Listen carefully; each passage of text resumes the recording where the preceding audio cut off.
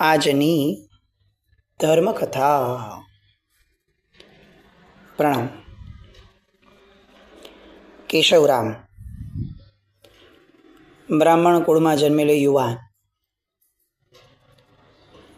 જે યુવાનના જીવનના minus point જોવા જઈએ અત્યાર સુધીમાં તો અઢળક છે.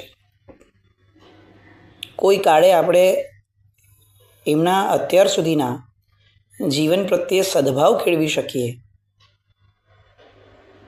એવી શક્યતા ન દેખાય. પોતાની સગી માતા, સગી બહેન, પત્ની, આ બધાને ફક્ત એક મહેણું સાંભળી અને છોડી દેનાર વ્યક્તિ,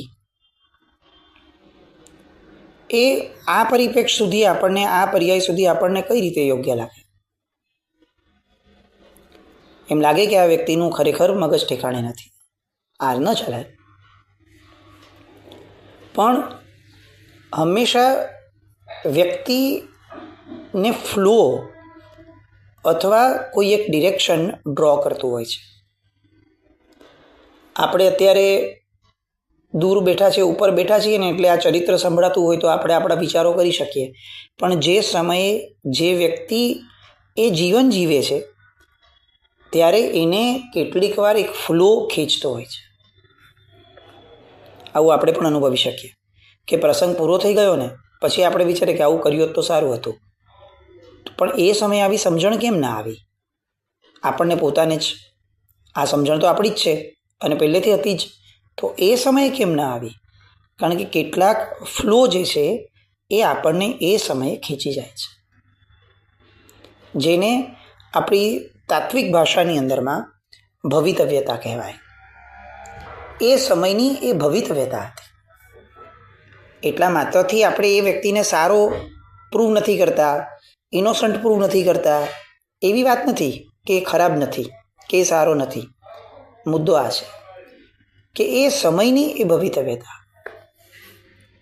આ કેશવરામે જે કર્યું એ આગળ જતાં કઈ રીતે આગળ વધ્યું એ જ્યારે જોઈએ ને ત્યારે ખબર પડે કે એના દ્વારા આવું કોણે કરાવ્યું હશે અને કેમ કરાવ્યું હશે. આ ભવિતવ્યતા કઈ દિશાનું નિર્માણ કરાવવા ઈચ્છે છે એ જોશું એટલે ખબર પડશે. શુભ વિજયજી મહારાજ સાહેબે એ યુવાનને જે રસ્તામાં પડ્યો હતો એને ઉપાશ્રયમાં લેવડાવ્યો, એને બરોબર સાજો કરવા માટેના પ્રયત્નો કરાવડાવ્યા. અને પછી હવે જ્યારે એ યુવાન પૂછે છે કે હું ઘરે જાઉં, અને ત્યારે એ શુભ વિજયજી મહારાજ સાહેબ એ શું કરે છે એ સમજવાની વાત છે. શુભ વિજયજી મહારાજ સાહેબ બહુ પ્રેમથી એને એવું કહે છે કે હવે તું ઘરે જઈને શું કરીશ? તમે જુઓ, જે વ્યક્તિનું ઔચિત્ય પીકનું છે પોતાનું, એ વ્યક્તિ હવે કઈ રીતે વર્તે છે. આ તો જેવી રીતે વર્ત્યા તે કેશવરામ. પણ શુભ વિજયજી મહારાજ સાહેબને જ્યારે આવો સવાલ પૂછાય છે કે સાહેબ હવે મારે ઘરે જવું છે, અને ત્યારે શુભ વિજયજી મહારાજ સાહેબ ફક્ત એક જ જવાબ આપે છે, હજી ઘેર જવું છે? બસ. આનો કેશવરામ પાસે કોઈ જવાબ નહોતો અને આ ચર્ચા ત્યાં અંત પામી ગઈ. અને કેશવરામે તરત જ કીધું કે ભાઈ હું આપની સાથે રહીશ. શુભ વિજયજી મહારાજ સાહેબે એવું પણ નથી કીધું કે તું ઘરે ન જા. એમણે ફક્ત એક ઢંઢોળ્યા કે હજી ઘરે જવું છે? માતા ગુજરી ગઈ, બહેન ગુજરી ગઈ, તું તારું કર્તવ્ય ભૂલી ગયેલો, અને આટલી બધી ભૂલો જે આધાર ઉપર તે કરી છે, એ આધાર એટલે કે ઘર નહીં, સંસાર, એ સંસારમાં તારે પાછા જવું છે? કેટલાક વિધક શબ્દો એ જે પરિપ્રેક્ષમાં કુદરત એ સમયે લેવડાવે ને એ પરિપ્રેક્ષ માટે જ આખી પરિસ્થિતિનું નિર્માણ થયું હોય. આપણે સિમ્પલી વિચાર કરીએ કે કેશવરામ રાજનગરની એ પોળમાં જન્મ્યા હોય, બ્રાહ્મણ હતા, બધું જ જો બરાબર ચાલ્યું હોત તો એ બ્રાહ્મણના એના પિતાના કામની અંદરમાં આગળ વધ્યા હોત તો આજે વીર વિજયજી મહારાજ સાહેબ મળ્યા હોત આપણને. વીર વિજયજી મહારાજ સાહેબ મળ્યા આપણને કેમ? કારણ કે કેશવરામ ઘરેથી ભાગી ગયા, એક મેણું સાંભળીને ભાગી ગયા. પછી ગયા જ નહીં પાછા. પછી એ કંઈ પણ કામ ન આવડે એટલે પડ્યા રહ્યા અને એમાં બીમાર પડ્યા. અને એવામાં શુભ વિજયજી મહારાજ સાહેબની જ એની પર નજર પડી. રસ્તામાં કેટલાય લોકો મળ્યા હોય, પાલીતાણા નામનું ક્ષેત્ર હોય, કેટલાય મળ્યા હોત, પણ શુભ વિજયજી મહારાજ સાહેબની જ નજર એની પર ઠરવાની હતી અને ઠરી. ભવિતવ્યતા આનું નામ છે. આપણી બુદ્ધિ એ જ્યાં અટકી જાય ને ત્યાર પછી જે નિર્માય છે એ ભવિતવ્યતા છે. આ રહેવાનું શરૂ કર્યું કેશવરામે. સાહેબજીનો તો વિહાર થયો અને વિહાર થતાં ખંભાત જવાનું થયું. વિહારની અંદરમાં મહારાજ સાહેબનું પોટલું ઉપાડે અને બીજા બધા કામો કરે.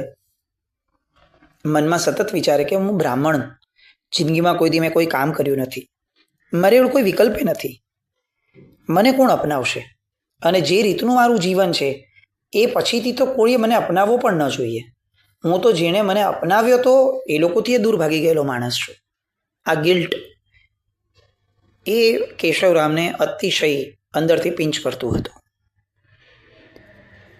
પણ ખંભાત તરફના વિહાર પછીથી જ્યારે ખંભાત પહોંચ્યા એ પછી સાહેબ થોડો સમય એની સાથે બેસી અને કેટલોક નાનો સત્સંગ કરાવે. દીક્ષાની પ્રેરણા કરે એવી કોઈ વાત નહીં, સત્સંગ કરાવે. સાથે સાથે જ્યાં જાય ત્યાં એમને ચલાવે. મુકામે જાય તો આ કેશવરામ સાવરણી કાઢે, કચરો કાઢે, ગુરુની દોરવણી પ્રમાણે ભણે, નાની મોટું ગાથા કરે, સેવા કરે. આ બધું કરતા સત્સંગનો રંગ લાગતો ગયો. યોગની દ્રષ્ટિઓમાં શુશ્રુષા નામનો એક શબ્દ આવે છે. આ શુશ્રુષા એટલે શું? શુશ્રુષા એટલે આ ગુરુની સેવા કરવી, વયાવચ કરવી, શારીરિક રીતે એનું અનુકૂળ થાય એવું બધું કરવું, એ જ તો કે ના. એના ઉપરાંત આગળ વધીને શુશ્રુષા એટલે ગુરુના માનસપટને ઝીલવું. ગુરુનું માનસિક તંત્ર જે રીતનું છે એ રીતનું પોતાનું માનસિક તંત્ર બનાવવું, એને શુશ્રુષા કહેવાય. અને એટલે એ યોગની દ્રષ્ટિનો બહુ મહત્વનો ગુણ કીધો કે ત્રીજીએથી ઉપર જવું છે તો શુશ્રુષા જોઈએ. અને આમનામાં આ શુશ્રુષા નામનો ગુણ, સત્સંગ નામનું કલ્પવૃક્ષ એટલું બધું ફળ્યું કે હવે ધીરે એને રંગ લાગતો ગયો. આગળ વધતા ગયા. પોટલા ઉચકવાના કામમાંથી આગળ વધીને હવે ગાથા ઉચકતા થયા. 2 વર્ષ સાહેબ ભેગા રહ્યા. 2 વર્ષ. આ 2 વર્ષના સત્સંગની અંદરમાં એમણે જે પામ્યું એ એટલું બધું સક્ષમ હતું કે 2 વર્ષની અંદરમાં દીક્ષાનો નિર્ણય લેવા માટે સમર્થ બન્યા. સંવત 1846માં કેશવરામ પર શુભ વિજયજી મહારાજ સાહેબની દ્રષ્ટિ પડેલી. સંવત 1848ની અંદરમાં પાનસર ગામની અંદરમાં એ પધાર્યા અને પાનસરમાં એમની દીક્ષા થઈ. આ દીક્ષા થઈ ત્યારે શુભ વિજયજી મહારાજ સાહેબને ઓલરેડી 2 શિષ્યો હતા, ધીર વિજયજી મહારાજ સાહેબ અને ભાણ વિજયજી મહારાજ સાહેબ. દીક્ષા થઈ, શાસ્ત્રોનો અભ્યાસ શરૂ થયો, 5 કાવ્યો ભણ્યા, 6 દર્શન ભણ્યા. મૂર્તિ પોતે બ્રાહ્મણ હતા એટલે સંસ્કૃત એ એમના ડીએનએમાં હતું. સંસ્કૃત, પ્રાકૃત બધું ભણ્યા, આગમો વાંચ્યા. 8 થી 9 વર્ષ ફક્ત ને ફક્ત ભણવાનું. 1848માં દીક્ષા થઈ. 1855ની અંદરમાં એમણે સૌથી પહેલું કાવ્ય લખ્યું જેનું નામ હતું સ્થૂલીભદ્રની શિયળ વેલી. અને 1855ની અંદરમાં લખેલું આ કાવ્ય એ શુભ વિજયજી મહારાજ સાહેબ અને એ સમયના મહાત્માઓને એટલું બધું વિદ્વત્તા સભર લાગ્યું કે બધાને એવું લાગ્યું કે વીર વિજયજી મહારાજ સાહેબને આ દિશાની અંદરમાં હવે આગળ વધારવા જ જોઈએ. ભણવાનો અભ્યાસ ચાલે છે પણ સાથે સાથે આ કાવ્ય રચનાની વાતમાં એમને સતત પ્રોત્સાહન મળતું ગયું. સંવત 1860 એટલે કે પહેલું કાવ્ય રચ્યું એના 5 વર્ષ પછીથી અને દીક્ષાના 12 વર્ષ પછીથી એમને એમના ગુરુએ પંડિત નામની પદવી આપી.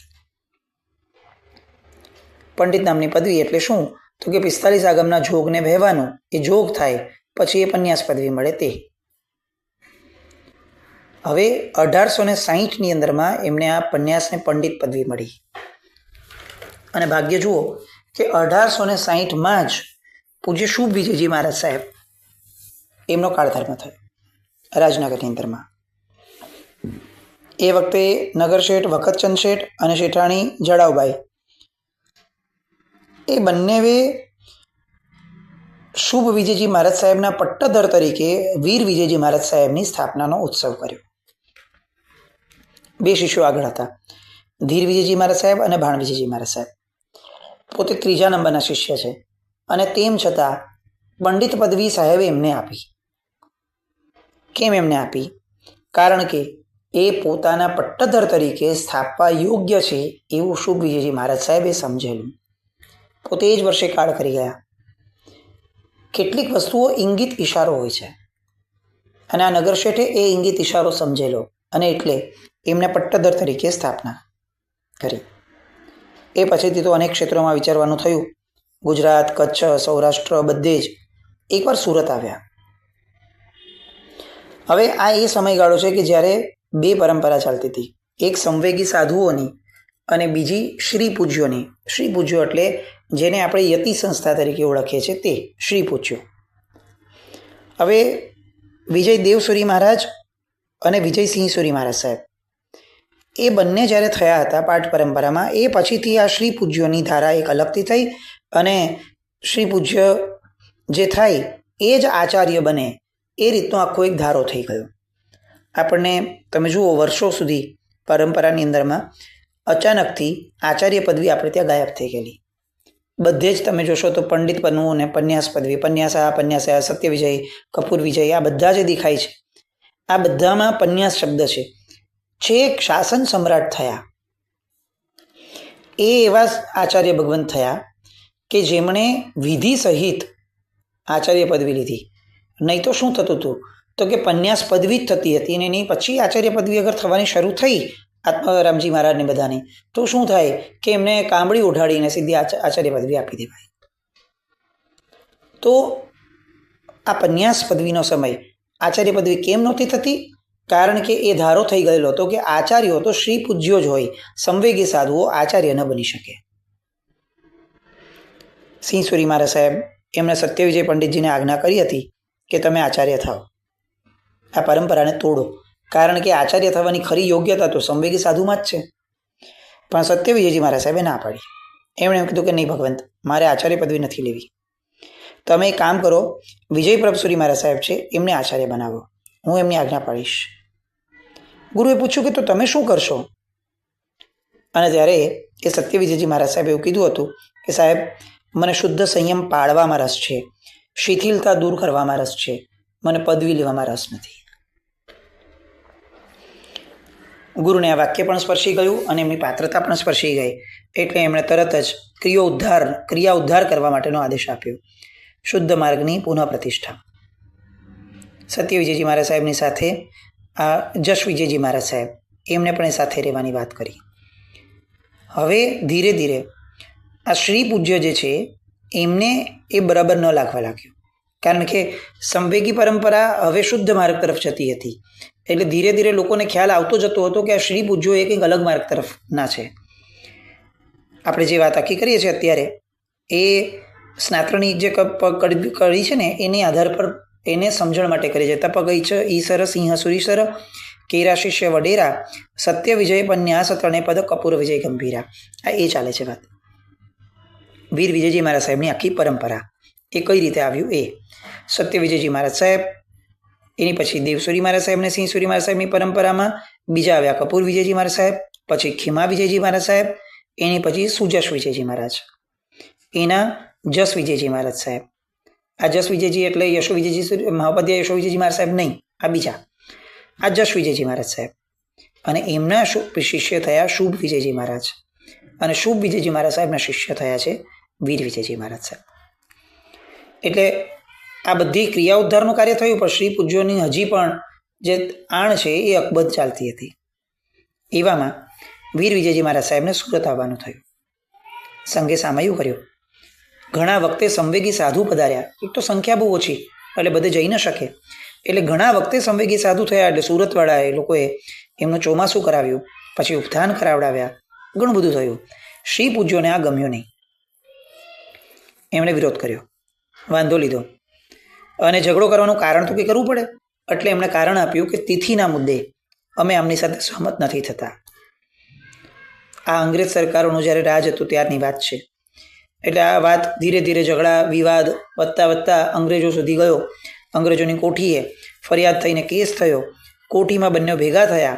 એક બાજુ વીર વિજયજી મહારાજ સાહેબ અને બીજી બાજુ બધા શ્રી પૂજ્યો. સામ સામે ચર્ચા ચાલી. હવે અંગ્રેજોને તો કંઈ ગળ પડે નહીં કે આ લોકો શું બોલે છે, કારણ કે એમને તો નોલેજ જ નથી. એટલે એમણે બ્રાહ્મણ વિદ્વાનોને બોલાવ્યા કે ભાઈ જો આ બધામાં અમને ખબર નથી પડવાની, તમે આ બધાની અંદરમાં સમજો કે કોણ શું બોલે છે, અને પછી નક્કી કરજો, અને પછી અમને કહો કે આમાંથી કોનું યોગ્ય છે. હવે તમે સ્માર્ટનેસ જુઓ વાતની બાબતમાં, એટલે કે પક્ષની બાબતમાં તો વીર વિજયજી મહારાજ સાહેબ સત્ય પક્ષે હતા જ. પણ વીર વિજયજી મહારાજ સાહેબ એ સમજતા હતા કે આ બ્રાહ્મણ જે છે ને એ ફક્ત સત્યતાના આધાર ઉપર નિર્ણય આપે એવું ન થવું જોઈએ, કારણ કે એવું થશે તો ફક્ત વાદમાં અમે વિજેતા બનશું. એને આચાર સંપન્નતાનું પણ મહત્વ બેસવું જોઈએ. એટલે એમણે શું કર્યું કે આજે વાદ ચાલતો હતો એ વાદની અંદરમાં એમણે સામે ચડીને એવી વાતો કરી કે સંવેગી સાધુઓનું જીવન કેવું હોય, એમનો તપ કેવો, એમની ત્યાગ કેવી, એમની આચાર સંપન્નતા કેવી, આ બધી વાત કરીને ધીરે ધીરે ધીરે શ્રી પૂજ્યોની શિથિલતા એ પણ સામ સામે ઉજાગર થતી ગઈ. હવે આ વિદ્વાનોના મનની અંદરમાં બેસી ગયો કે આ લોકો તો આચાર સંપન્ન છે, સંવેગી સાધુઓ, એટલે એ જ સાચા છે. એમણે અંગ્રેજોને કહ્યું. અંગ્રેજોએ પણ ચુકાદો આપ્યો કે આ સાધુ સાચા છે અને આ ગોરજી એટલે કે શ્રી પૂજ્યો છે એ ખોટા છે. આ વાદની અંદરમાં વીર વિજયજી મહારાજ સાહેબનો વિજય થયો અને જય જયકાર થયો. સુરતનો આ પ્રસંગ. હવે એની પછીથી આવે છે રાજનગરનો પ્રસંગ. અહીંયા આવ્યા એટલે ઢુંઢક પંથી એટલે કે સ્થાનક માર્ગી પરંપરાના સાધુઓ એ અરસાની અંદરમાં રાજનગરમાં આવ્યા હતા. જેઠા ઋષિ, દેવજી ઋષિ, નરસિંહ ઋષિ, બધા પ્રભાવશાળી એ સમયના સાધુઓ, પણ ઢુંઢક પરંપરાના અહીંયા આવ્યા. હવે રાજનગર છે, મૂળ પરંપરાથી આપણું એટલે સત્યમાર્ગી જ. હવે એ પરંપરાનો ઉચ્છેદ કરવાનું એમણે શરૂ કર્યું. મૂર્તિ પૂજામાં ન માને ઢુંઢક પરંપરા, એટલે એમણે મૂર્તિ પૂજાનું વિચ્છેદ કરવા માટેની વાતો એમણે બહુ મોટા પાયે શરૂ કરી. એના કારણે કેટલાક ભોળા માણસો, શ્રાવકો એમની વાતો આવી અને ધીરે ધીરે એ પણ મૂર્તિ પૂજાનો વિરોધ કરવા લાગ્યા. આ 19મી સેન્ચુરી અને 20મી સેન્ચુરીના એન્ડની વાત અને બિગિનિંગની વાત છે. લોકોને એમણે એવું સમજાવ્યા કે મૂર્તિને તો મનાય જ નહીં. ગાયની મૂર્તિ હોય, એને આંચળ હોય તો પણ કહો ચાલો કે તમે એ મૂર્તિને દોહશો તો દૂધ મળશે? ના, દૂધ તો ન મળે. તો લો તમે બોલો કે આટલા બધા પુષ્પોને બધું આમને ચડાવો છો મૂર્તિને, તો પુષ્પ પૂજાનું ફળ શું મળે? એની માટે પુષ્પોની હિંસા કરવાની? એની માટે આટલા બધા પુષ્પોને છૂટવાના, આટલા જીવોને મારી નાખવાના? વાત તો સાચી લોકોને લાગવા લાગી. એમણે કડી મૂકેલી હતી, ઢોલ વાગે પડઘમ વાગે, વાગે વાજા તુરી, એકેન્દ્રીની સામે પંચેન્દ્રી નાચે, એ છે ફજેતી પૂરી. એટલે શું કે ભાઈ મૂર્તિ એ પથ્થર છે, પથ્થર એ એકેન્દ્રિય છે. એકેન્દ્રિયની સામે પંચેન્દ્રિય મનુષ્ય નાચતું હોય, ચામર લઈને એને, ધૂપ કરીને એને, દીપક કરીને, આ તો ફજેતી કહેવાય. આ રીતની વાતો તાર્કિક રીતે એમણે લોકોના મગજમાં નાખવાની શરૂ કરી. અત્યારે આવું વિચાર કરીએ, આપણને કોઈ આવું કહેશે તો આપણને શું લાગશે? આપણી સમજણને આપણે થોડો ન્યાય આપવાનો પ્રયત્ન કરીએ, સમજવા કે ભાઈ મૂર્તિ તો એકેન્દ્રિય જ છે, એમાં કંઈ ખોટું છે જ નહીં. પથ્થર છે એ તો એકેન્દ્રિય જ છે. તો એકેન્દ્રિયની સામે આપણે પંચેન્દ્રિય મનુષ્ય થયા, સંઘની પંચેન્દ્રિય મનુષ્યોને આપણે નાચવાનું? આવો પ્રશ્ન અગર આપણને કોઈ પૂછશે તો આપણે શું કરશું? અખાના અને બધાના જે કાવ્યો હતા, જેટલા પથ્થર એટલા દેવ, આ બધા કાવ્યોનો જ્યારે જે રીતે જે પરિપ્રેક્ષમાં લોકો ઉપયોગ કરી લે અને એમને જે કરાવડાવવું છે, મગજમાં ઘુસાવડાવવું છે, ઘુસાવડાવી દે, એવા સમયે આપણું મગજ શું ચાલતું હશે એનો નિર્ણય આપણે કરવો જોઈએ. વાત અહીંયાથી આગળ વધારીએ. વીર વિજયજી મહારાજ સાહેબ આવ્યા રાજનગરમાં. એમણે જોયું કે આ બધું તો બહુ ચાલે છે. વિવાદ થયો. એમણે સામનો કર્યો હતો. વાત પહોંચી અંગ્રેજોની કોઠીમાં. કલેક્ટર, કમિશનર જે હતા એ બધા પાસે ગયો. હવે કચેરીમાં વિવાદ કરવાનો સમય આવ્યો. એટલે વીર વિજયજી મહારાજ સાહેબે કીધું કે હું એકલું અહીંયા, અમે 2-3 જણ છીએ, એટલાથી કામ નહીં થાય, આમાં તો આપણું સંખ્યાબળ જોઈશે. એટલે એમણે સંવેગી સાધુઓને ખેડાથી, સુરતથી, એ બધેથી બોલાવ્યા. બધા વિહાર કરીને આવ્યા. કેસનો દિવસ આવી ગયો. નગરશેઠ વગેરે સેંકડો શ્રાવકો બધા કચેરીએ ભેગા થયા.